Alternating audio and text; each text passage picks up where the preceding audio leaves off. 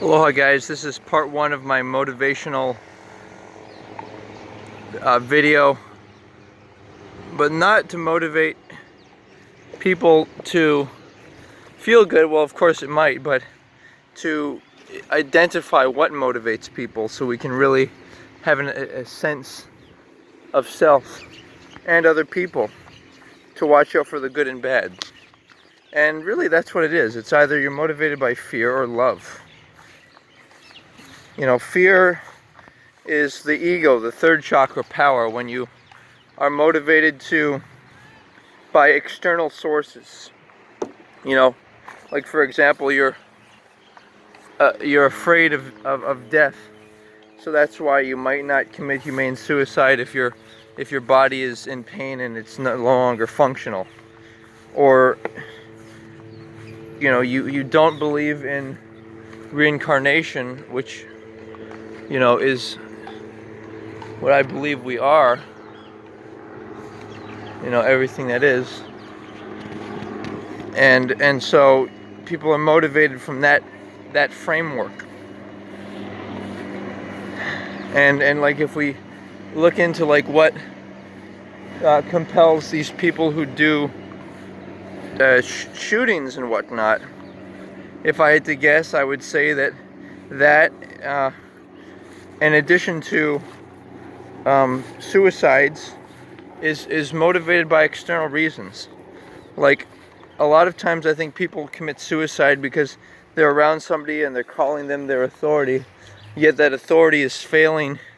Like, okay, like for example, I used to have a disrespect towards myself and women and men because I didn't like my mother and father, but what happened was I started to label them as just by their first name instead of label them as some type of authority and as just a friend. Or in my instance, I'm not friends with either of my biological legal parents, and so I label them as just strangers. You know, maybe one day they'll want to be friends. We'll see. But the point is motive, right? And for me,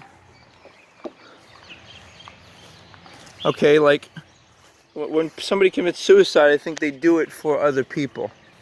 Like they do it because, you know, they want to make somebody else feel badly, or because they are angry at other people and want to get, you know, away from them, or because maybe they are just, you know, they don't like the environment they're in. You know, stuff that you can change.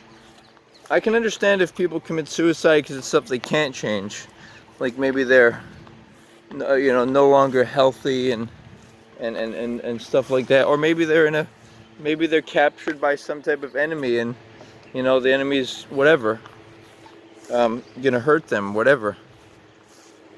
The point being that and these murders, these people who murder don't realize that from a real world standpoint, it'll obviously generate bad karma for them within this lifetime. By the way, I don't believe in reoccurring karma, lifetime to lifetime. I know some people that compels them and motivates them, but yeah, I believe that it's all random and spontaneous, but that we reincarnate into different, you know, physical realms, whether it's this earth or another world where there's other intelligent, you know, beings similar to humans. But yeah, why do people kill other people? It's an unexamined activity, because if they think about it, it'll render them into trouble with the law. You know, it'll ruin their life, and it's not oriented around them. And that again, I in part two, I explained the paradox of how people who are rude and unfriendly, they're actually not spending enough time for themselves. Ironically, they actually seem selfish, but it's because they're not being if you will, self-centered and self-oriented enough such that they're making time for themselves. So what I mean by love and fear is, if you go towards love, if you go towards the absolute, only want truth, authenticity, only want to be, for example, with your dream mate, and nobody else, don't give your energy to people who would just use it for their dreams, and don't be controlled by your, desires or by other people's desires, to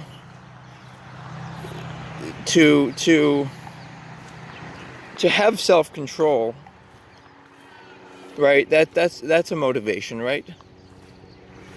And in addition to that, there is just this general idea of, if you're not going towards love, if you're not going towards, whenever you have a choice, go closer to your dreams, do what you think is important in the world. If you're not doing that, then what's the opposite? The opposite is fear. The opposite is, I want to, connect with somebody because I'm, feeling badly, or feeling, worried that I might not be with anyone, or any of those, or just want to be with them because they seem to like me, even though you don't like them.